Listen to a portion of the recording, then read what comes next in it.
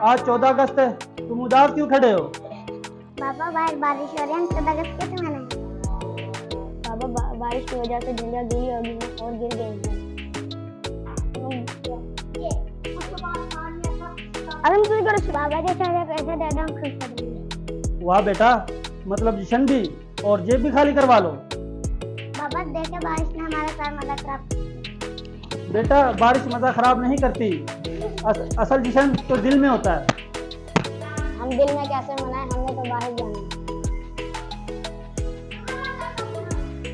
क्यों ना आज हम घर में जश्न मनाएं, तो बाहर वाले भी हमें सुनेंगे।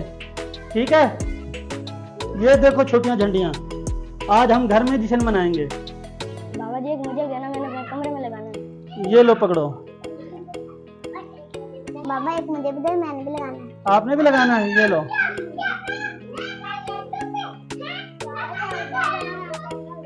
आपने भी लगाना है, ये लो। तो आज हम कौमी तराना पढ़ते हैं, ठीक है? पाक सरजमीन शादबाद। बाबा आज तो बड़ा मजा आया, हम घर में मनाने।